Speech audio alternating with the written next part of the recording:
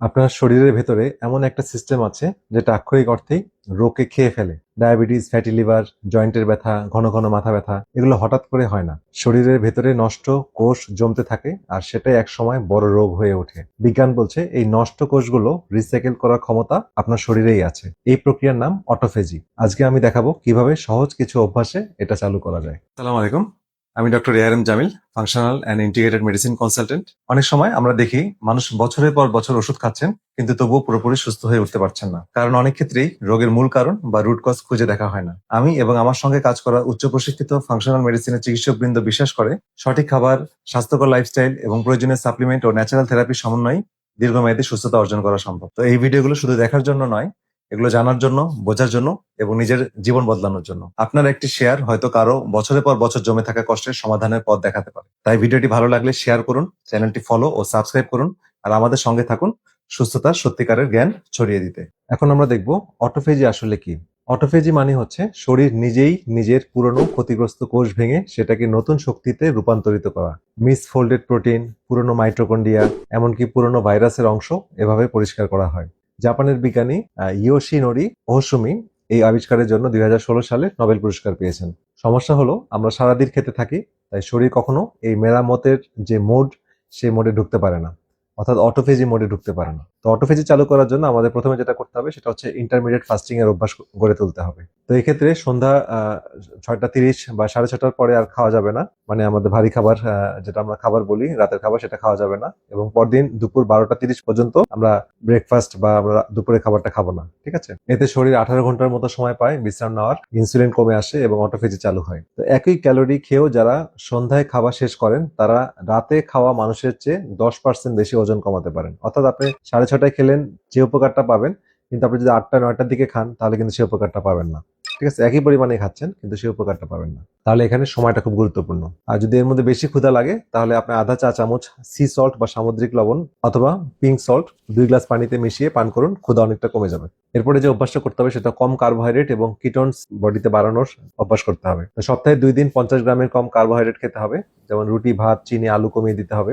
শরীর গ্লুকোজ শেষ হলে চর্বি বাড়ানো শুরু করে এবং তখন কিটোন বডি তৈরি হয়। এই কিটোনস গ্লুকোজের তুলনায় মস্তিষ্কে 25% বেশি শক্তি দেয় আর প্রদাহ কমায় এবং অটোফেজিকে আরো গভীর করে, শক্তিশালী করে। তো যদি এর মধ্যে দুর্বল লাগে তাহলে 1 টেবিল চামচ এমসিটি অয়েল কফিতে মিশিয়ে আপনি খেতে পারেন। 3 নম্বর যে অভ্যাস করতে হবে সেটা ব্যায়াম এবং ঘুম। তো সপ্তাহে 3 দিন 30 মিনিট হাঁটা, ওজন তোলা বা ইন্টারভাল ট্রেনিং করতে হবে। ব্যায়ামে যেটা পেশির গ্লাইকোজেন শেষ করে এএমপিকে সেন্সর চালু করে ব্যায়াম। তো এটাই অটোফেজির আরেকটা শক্তিশালী ট্রিগার। রাতে 7 থেকে 9 ঘন্টা ঘুমানোর অভ্যাস করা ভালো। তো ঘুমের সময় মস্তিষ্কের গ্লিমফেটিক সিস্টেম চালু হয়। এটা এমন একটা সিস্টেম যেখানে ক্ষতিগ্রস্ত প্রোটিন আর টক্সিন গুলো বের করে দেয়। ঠিক আছে, এই সিস্টেম শুধু ঘুমের মধ্যে কাজ করে না। আপনি যখন গভীর ঘুমে থাকেন তখন এই গ্লিমফেটিক সিস্টেম চালু হয়। 4 নম্বর যে অভ্যাস সেটা হচ্ছে যেসব খাবারগুলো অটোফেজি চালু করে সেগুলোকে জানতে হবে, যেমন গ্রিন টি এবং কফি। যেমন দুধ, চিনি ছাড়া আপনি যদি কফি খান তাহলে ফাস্টিং ভাঙে না, বরং কোষের মেরামত আরো গভীর হয়, কিন্তু দিনে একবারে বেশি খাওয়া যাবে না। হ্যাঁ, সেটা গ্রিন টি হোক আর কফি হোক। হলুদ এবং আদা যেটা হচ্ছে এটা প্রদাহ কমায়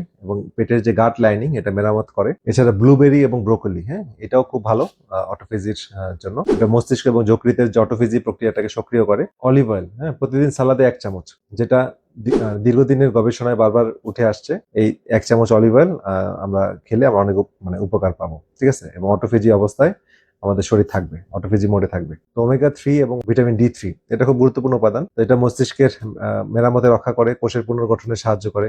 অর্থাৎ অটোফেজির সময় আমাদের অটোফেজি প্রক্রিয়াতে চালু রাখতে এই দুটো উপাদান ওমেগা 3 এবং ভিটামিন D3 খুবই গুরুত্বপূর্ণ। আর এখন আমরা জেনে নেই যে কোন কোন খাবার বা কোন কোন বিষয় আমাদের অটোফেজিকে নষ্ট করে। সেটা হচ্ছে ঘন ঘন স্ন্যাক্স। আমরা যদি কিছুক্ষণ পর পর স্ন্যাক্স খাই, নাস্তা করি, তাহলে এটা ইনসুলিন বাড়িয়ে দেয়, আমাদের এই অটোফেজি প্রক্রিয়াটা থেমে যায়। এছাড়া অ্যালকোহল, যেমন রাতে যারা অ্যালকোহল গ্রহণ করেন বা দিনে যে কোনো সময় হোক, এটা অটোফেজিকে নষ্ট করে দেয়।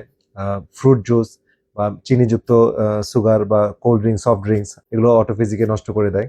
রাত জাগা, হ্যাঁ, যারা গভীর রাতে স্ক্রিন টাইম শেয়ার করেন বা রাত জেগে কাজ করেন, হ্যাঁ, তো তাদের ক্ষেত্রেও আপনার যেহেতু ঘুমটা ভালো হয় না, তাদের কিন্তু অটোফেজির মধ্যে প্রক্রিয়াতে প্রবেশ করে না তাদের শরীর। তো সংক্ষেপে যদি বলি তাহলে হচ্ছে প্রতিদিন 16 থেকে 18 ঘন্টা ফাস্টিং করতে হবে, সপ্তাহে 3 দিন ব্যায়াম করতে হবে, রাতে 7 থেকে 9 ঘন্টা ঘুমাতে হবে, গ্রিন টি, হলুদ, অলিভ অয়েল, ব্লুবেরি, হ্যাঁ, তারপর ব্রোকলি, পিঙ্ক সল্ট এবং সি সল্ট এগুলো নিয়মিত খেতে হবে, এবং স্ন্যাক্স এবং অ্যালকোহল এবং soft drink, hard drink, cold drink সব থেকে দূরে থাকতে হবে। তাহলে এই বিষয়গুলো আমাদের অটোফেজির জন্য খুবই গুরুত্বপূর্ণ। শেষে যে কথা বলি সেটা হচ্ছে, পৃথিবীর সেরা ডাক্তার যার কোনো ক্লিনিক নেই, সে আপনার শরীরের ভিতরেই বসে আছে। তাকে শুধু একটু জায়গা দিন, তাকে বিশ্রাম দিন, আর তাকে কাজ করার জন্য সুইটেবল এনভায়রনমেন্ট তৈরি করে দিন। সে দেখবেন আপনার শরীরের সবকিছু নিট অ্যান্ড ক্লিন, পরিষ্কার পরিচ্ছন্ন করে ফেলবে। তো ভিডিওটা কাজে লাগলে এখনই লাইক করুন এবং আপনার কাছের মানুষদের কাছে শেয়ার করুন, হয়তো তারা আপনার এই ভিডিওর অপেক্ষায় বসে আছে। চ্যানেলটা সাবস্ক্রাইব করুন, এবং যারা ফেসবুকে দেখছেন তাদের কাছে রিকোয়েস্ট থাকলো তারা আমাদের পেজটি ফলো করে রাখুন, কারণ আমাদের প্রতিনিয়ত বাংলা ভাষায় এই ধরনের গুরুত্বপূর্ণ ভিডিওগুলো আপনাদের জন্য আমরা তৈরি করছি, এবং এটা আপনাদের জীবনধারা এবং চিন্তার, রোগ নিয়ে যে চিন্তার যে ব্যাপ্তি সেটা অনেক বিস্তৃত করবে। তো দেখা হবে ইনশাল্লাহ পরবর্তীতে আরো কোনো গুরুত্বপূর্ণ ভিডিও নিয়ে। সে পর্যন্ত সবাই ভালো থাকেন, সুস্থ থাকেন। আল্লাহ হাফেজ।